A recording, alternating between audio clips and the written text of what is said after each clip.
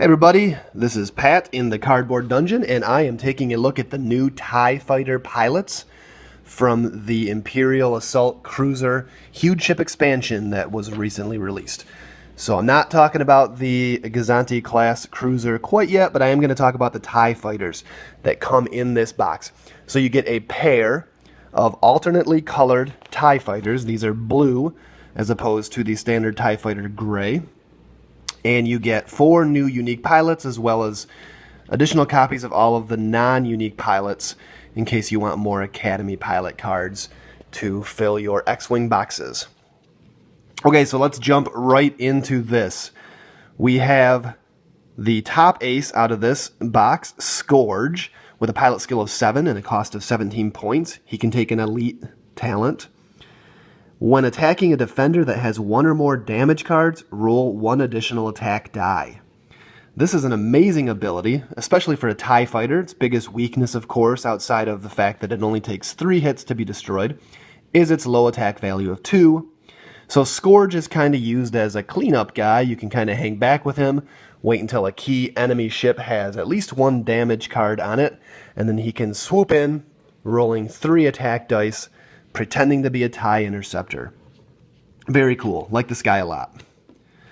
Okay, next up we have Youngster, and this is the one that people have been talking about the most out of this box. Youngster has a pilot skill of 6, costs 15 points, and can also take an elite upgrade. His ability reads, friendly TIE fighters at range 1 to 3 may perform the action on your equipped elite upgrade card. So here's another Heart of the Swarm along the lines of Howl Runner, who has an ability that will affect friendly TIE fighters around him. But in his case, he goes out to range 3, which is pretty amazing. Howl Runner, of course, affects any friendly ships, but only at range 1, giving them that extra reroll. Youngster lets TIE fighters only, ranges 1 to 3, use the action on his elite upgrade. So let's talk about that. There aren't very many elite upgrades in the game that give you an action during your action phase. There's only 3, in fact, right now. And you get a copy of each of those in this expansion. So I'm going to talk about those in a couple minutes here. So it's kind of nice that they give you extra copies right off the bat. You can have the entire suite of action-granting elite upgrades for Youngster right out of this box. But this is a pretty cool ability. You pay for that elite upgrade once, and all of your TIE fighters can benefit from it. So it's going to be interesting to see how people use Youngster in conjunction with TIE swarms or mini swarm builds. All right, moving along. We've got Wampa. Pilot skill of 4, 14 points. When attacking, you may cancel all dice results. If you cancel a critical result, deal 1 face-down damage card to the defender. All right, so this is pretty cool. It's a way to get a damage card through shields. If you have a target like an E-Wing or an X-Wing with R2-D2 that keeps regenerating shields, but maybe you put a little bit of damage on it already, and you just want to finish it off. Pretty cool ability. I guess I don't have anything else to say about Wampa. Finally, rounding out the unique pilots here, we've got Chaser. Pilot skill of 3, 14 points. When another friendly ship at range 1 spends a focus token, assign a focus token to your ship. Alright, that's not bad. I gotta be at range 1. Kind of interesting. Gives him a little extra survivability, I guess. You can use his action to take an evade token, and then pick up a focus from somebody else when they spend theirs. Not super great, but there you have it.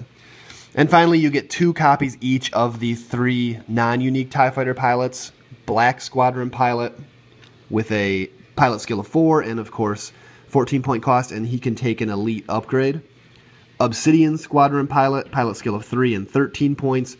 And then, of course, everybody's favorite Academy pilot. Pilot skill of 1 and 12 points. The core of any swarm. A whole bunch of those guys. All right, so overall, I'm really happy with these TIE pilots. I like that they're extremely low cost. They range from 14 points to 17 points. TIE fighters, of course, pretty low cost, but I'm glad that they're not pushing the upper limit of those. I especially feel like Scourge and Youngster are priced appropriately, maybe slightly low. I guess this means that the designers from this point forward are going to have to be really careful putting any elite upgrades into the game that grant an action, because now they have to weigh it against Youngster's ability, right, to give that to all of his TIE fighters around him. So, okay, speaking of Youngster, we're going to get back on this here. You get 1 copy each of the 3 elite upgrades in the game that give actions, as I said, and it's good to have these because these all came out early on in X-Wing. These are all Wave 1 and 2 only. So a couple of them come in the, I think the original core set, and then the X-Wing expansion and the Slave 1 expansion. So if you don't have them, if you started X-Wing recently and you started with the Force Awakens core set, it's pretty cool to get these easily without having to go back and buy a bunch of stuff that maybe you don't necessarily want. All right, so let's start with Expose. This is a 4-point elite upgrade.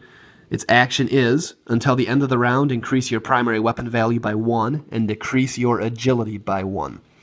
So this is one that a lot of people have been talking about. There's definitely a risk-reward to it. If Youngster uses this on his TIE Swarm, all of a sudden you've got a bunch of TIE fighters that all attack with 3 dice, but they're all easier to hit, and that takes away one of their greatest strengths, which is that agility of 3 that makes them pretty difficult to hit.